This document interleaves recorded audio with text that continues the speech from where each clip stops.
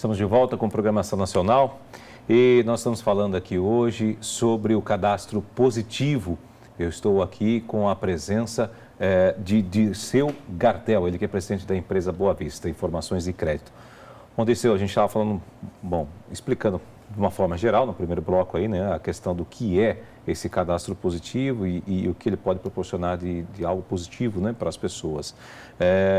Tem um dado aqui muito interessante que, segundo aqui dados do SPC, em julho de 2018, o número de consumidores inadimplentes no país era de 61,6 milhões, o segundo maior desde o início da série realizado em 2016, que começou a medir lá. O recorde da série foi registrado em junho deste ano, com 61,8 milhões de inadimplentes. Por que o brasileiro deve tanto assim, já que a gente estava falando dessa questão também no finalzinho do bloco? Pois não, Júnior, lamentavelmente o nosso país atravessa uma crise econômica e uma crise que está perdurando por muito tempo. Aliado a isso, como também mencionamos no outro bloco, cada vez mais a questão do emprego tem diminuído. Então, as pessoas levam um pouco mais de tempo, se perder um emprego, até conseguir outro. E aí, neste intervalo, se eventualmente os recursos e a renda dessa pessoa diminui, obviamente, alguns compromissos financeiros acabam ficando sem o pagamento. O brasileiro, em absoluto, é uma pessoa inadimplente. Não é verdade. Apesar desse número, a gente tem que pensar o seguinte, que a nossa população economicamente ativa chega ao número de 180 milhões de pessoas, né? Então, o que acontece é que momentaneamente, por algum pequeno período, a pessoa fica privada de ter o salário e a renda. E aí, por conta disso, um ou outro compromisso financeiro acaba sendo inadimplente. Mas, tão logo essa pessoa retome ou a sua vida financeira ou mesmo um emprego e a renda comece a voltar para essa pessoa, imediatamente ela procura o seu credor, faz um acordo, coloca a conta em dia, até para ela ter mais acesso ao crédito. É por conta disso que a gente tem um volume importante. Seja um pouco de crise econômica, seja essa questão do emprego que está diminuindo, essas seriam as razões para que a gente tenha um volume tão grande de inadimplência hoje no país. Até a gente estava falando da questão de gastar, de capacidade de compra. O quanto é que, na verdade, até para a gente poder auxiliar as pessoas, eu posso gastar com o meu salário, né? O quanto eu posso ficar devendo, vamos dizer assim, bem na realidade, né? A gente até não tem, quanto claro, a gente não tem uma regrinha fácil para cada pessoa, mas eu diria o seguinte, a primeira coisa que a pessoa precisa fazer é o seu orçamento pessoal, ou seja, quanto ela gasta de gás, telefone, aluguel, condomínio, gasolina, escola. Feito isso, e obviamente ela vai ter uma ideia de qual é o tamanho dos gastos que ela tem sem nenhuma compra adicional, né? Sim. E o quanto ela ganha. E eventualmente ela tentar ficar em assumir compromissos financeiros, além daqueles que ela já os tem, em até 30% do valor que sobrou da sua renda. Então, aqui um exemplo... De tudo que eu gastei, vai sobrar 30%? Não, tudo que você gastou, vai sobrar alguma coisa do seu salário. Vamos sobrar X, por exemplo. Vamos imaginar alguém que ganha R$3.000 e que tem R$2.000 de compromissos financeiros. Sim, então, sobrou R$1.000. Seria importante que ela só fizesse compromissos financeiros, no máximo, até 30% dessa sobra de R$1.000, ou seja, até R$300. Por quê? Porque qualquer dificuldade que ela tenha, ela ainda tem outros R$700 para poder honrar com seus compromissos. E essa seria uma boa forma dela conduzir a sua vida financeira. Faz orçamento doméstico, soma todas as despesas que tem, compara com o salário, sobrou até 30% do que sobrou, você pode comprometer com a troca de um carro, com a compra de uma televisão nova. E aí, tão logo aquele parcelamento encerre, aí ela poderia partir para um próximo financiamento. Essa seria uma regrinha boa para que ela não se super endivide. Bom, para você que está em casa, está vendo como é que é, né? Que tem que fazer aí a matemática para se manter pelo menos, né, livre de dívidas. Aí, e a matemática não é difícil, é só você colocar lá compromisso a compromisso que você já tem hoje, ou seja, soma lá os boletinhos que você tem para pagar e aí você compara com o teu salário e aí do que sobrou você reserva 30%. Esse 30% você pode assumir novos compromissos financeiros que provavelmente você não terá risco. Você pagar um, assume o outro. Exatamente. E assim vai para você não se complicar na vida, com certeza, né? Bom, a lei prevê que as pessoas sejam informadas em até 30 dias de sua inclusão no cadastro positivo. Como isso será aplicado na prática? Na prática será o seguinte, a partir do dia 9 de julho agora, bancos, financeiras, empresas de telefonia, todas essas empresas que têm as informações de histórico de crédito vão migrar essas informações para os nossos bancos de dados, né? Então, a Boa Vista, por exemplo, vai receber a informação do Júnior. Muito bem.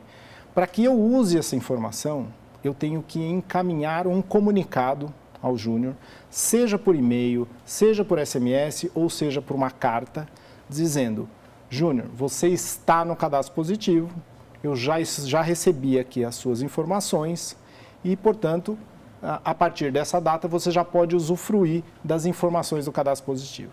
Se você entender que, ok, isso é bom para você, você não precisa fazer nada. E a partir do seu próxima compra a prazo, certamente o seu crédito será melhor analisado, porque o concedente de crédito vai ter mais informações sobre a sua rotina financeira. Caso você não queira estar no cadastro positivo, aí sim você procura algum gestor de banco de dados, a Boa Vista, por exemplo, é uma, e você faz o tal do opt-out, ou seja, eu não quero estar no cadastro positivo. O que vai acontecer é que nós, gestores de banco de dados, somos obrigados a inibir todas as informações a seu respeito. Todas aquelas informações de histórico de crédito não serão analisadas nem no seu score. Veja, aqui eu quero só fazer uma observação. São as informações do cadastro positivo. Outras informações a seu respeito, informações cadastrais, o seu endereço, o telefone ou mesmo alguma inadimplência, essas informações continuarão na nossa base sendo utilizadas, seja para cálculo de score, seja para o mercado em geral. Até eu ia fazer essa pergunta, quais são as informações que são proibidas, né, de serem inclusas aí no cadastro positivo?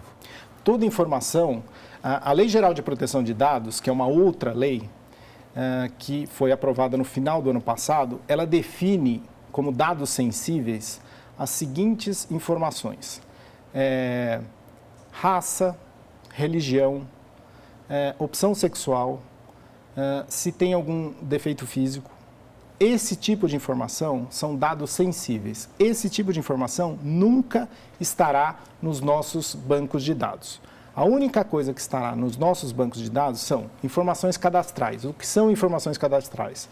O nome, o RG, o CPF, o endereço, o telefone, o e-mail.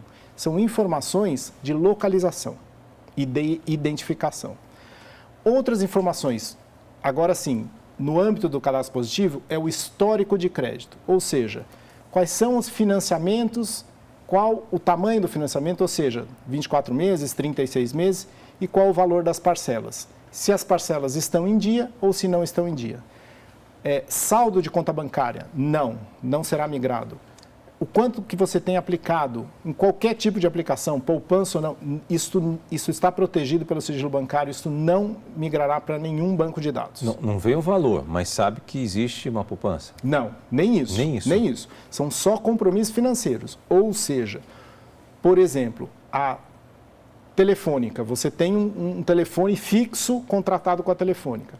O quanto você paga mensalmente de telefone, o valor da conta, sim, esse valor da conta virá para o cadastro positivo.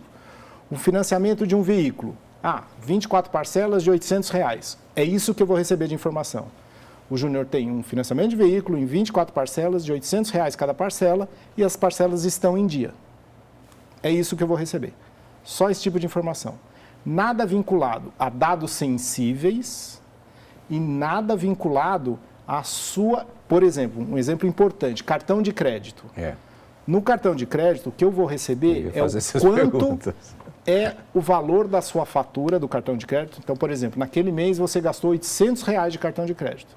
Então, eu vou receber lá. Júnior tem um cartão de crédito, R$800 é o valor da parcela.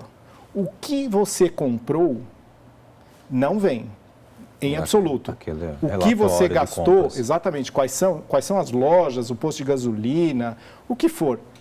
Isso está protegido pelo sigilo. A única coisa que vem é, no cartão de crédito, o Júnior teve um gasto naquele determinado mês de R$800. No mês seguinte, eu vou ter a informação se os R$800 foram pagos e qual é o valor da próxima fatura. R$300, ok. É só esse tipo de informação, ou seja, histórico de crédito ou de financiamentos ou de compras continuadas. Por que a compra continuada? Porque é a questão da água, luz, telefone, né?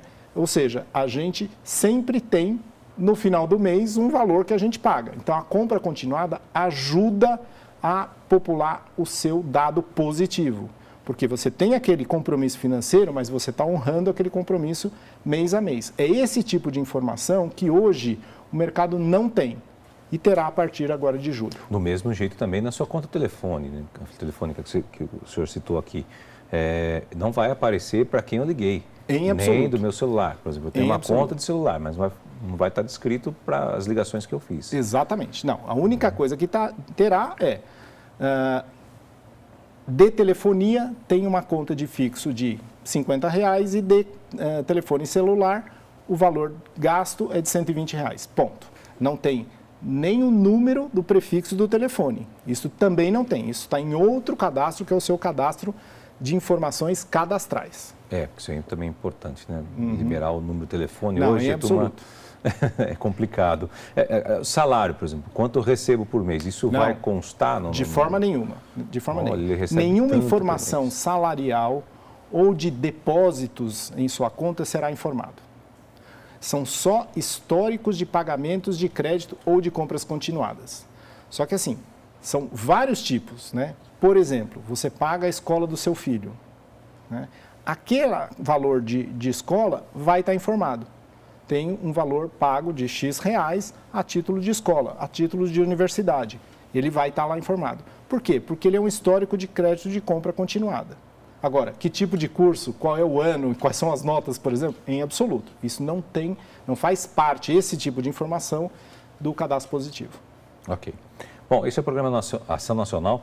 Nós estamos falando aqui sobre o cadastro positivo com o Dirceu Gardel, que é presidente da empresa Boa Vista. A gente precisa ir para um rápido intervalo e a gente volta já.